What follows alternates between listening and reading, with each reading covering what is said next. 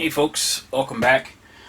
So we were able to get some good changeling pink today, and I was able to get some the GW store here. Got some good old Wraithbone back in stock, so we were good there. Got the rest of everything else I needed, so we're gonna continue on here with good old Pinky. I don't know what you call him, but basically I got enough on my brush and get a little zoomed in here for you guys.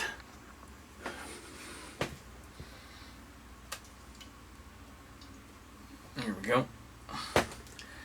And we're just gonna give it a little bit of just a little bit of dry brush here with the good pink stuff.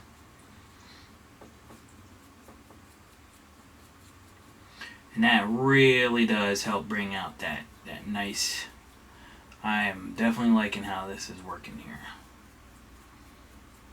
And basically I'm just going over the pink parts to really lighten them up a little bit because I really want them to be pink above everything else.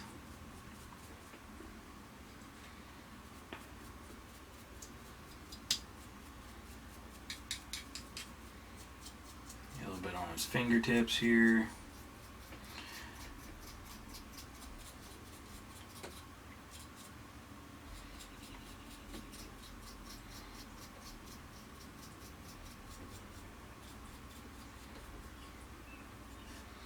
So, I mean, as you can see, it is really kind of, oh, great, focus problem again. Come on, little buddy.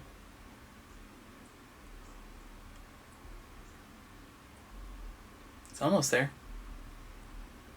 But when it wants to focus and get in on this picture here, even with a little bit of dry paint, still waiting on the camera to focus here. This would be great if it did. See if I can zoom out here a little bit for y'all. There we go.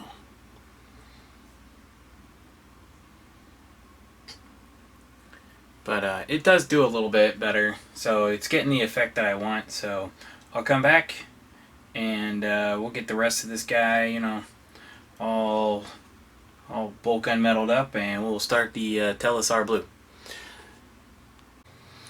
So here we are back. I got done doing all the lead belcher to all his major body parts that I thought were metallic, and then all his chaos ruins that are on his legs. I'm going to do those in gold just to go along with more chaosy type stuff. Also did a little bit of bleach bone for a little bit at the or I'm sorry, it's Ushabati bone, whatever it is. It's bleach bone to me. Old foginess in me for playing for so long.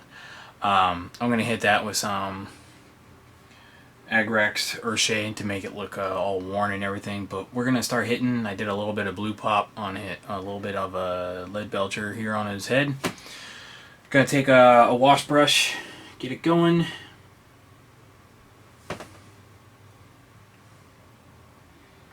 And we're just going to start putting this on.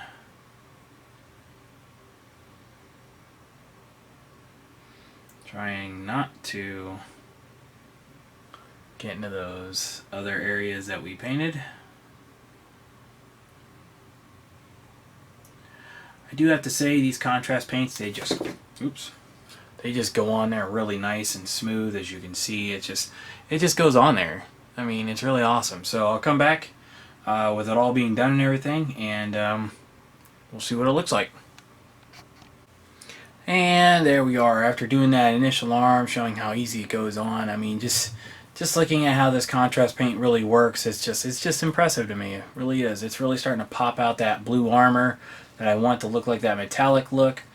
It really is just congealing to the grooves. It's making a really good pigment. Some places are still drying, but at the same time, it's just really good. So what I did is I took that Agrax Urshade and I started coloring in like parts of the tail to make it look more. It's just been there. It looks like I missed a bone spike out of here. I put it on the feet, some of the claws, but I mean, other than that, it's just really coming along. So I'm going to start doing some of the gold and some of the touch up on the bulk on the lead belcher that I have here, and I'll come right back with what it could potentially look like. Bye bye, everybody.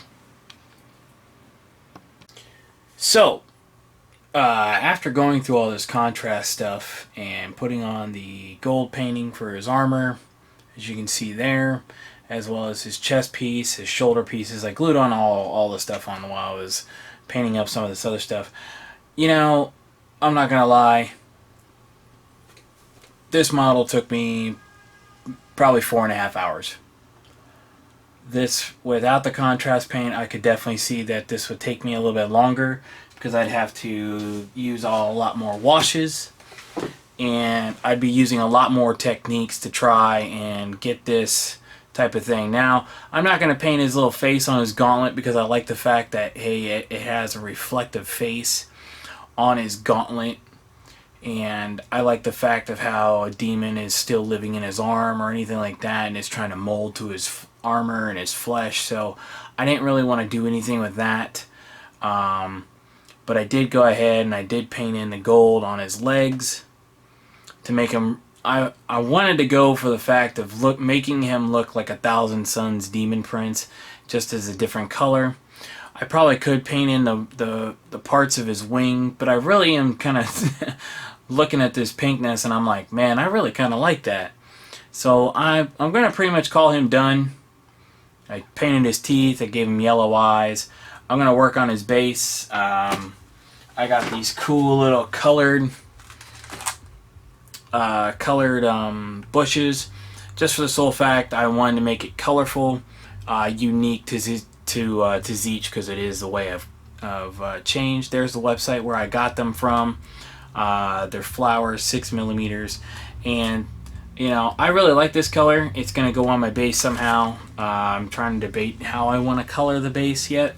I don't do texture paints. I don't do sands anymore. I'm sorry, it's gotten too messy in my bags to where I used to do that when I was a younger 40K player, but I really do like how this Demon Prince turned out with the contrast colors and how it really did make the process go a lot faster. So looking at this, I'm going to call him good.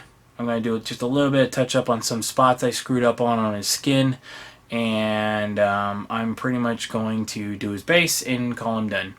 And I might just add that on here to the end of this video after I combine all these ones and make it a little bit more user friendly. So thanks for everyone following along. He'll be back probably with a base, and we'll get started on the gold. I got some gold Scarab Occult Terminators along with silver ones that I did with Lead Belcher. The other ones I did with Rutabator Gold. Rutabator Gold. And we're going to do Blood Angels Red on top of those to try and make their armor pop like red, like candy apple. So, it looks good. Thanks for everyone for watching. Or, he'll be back.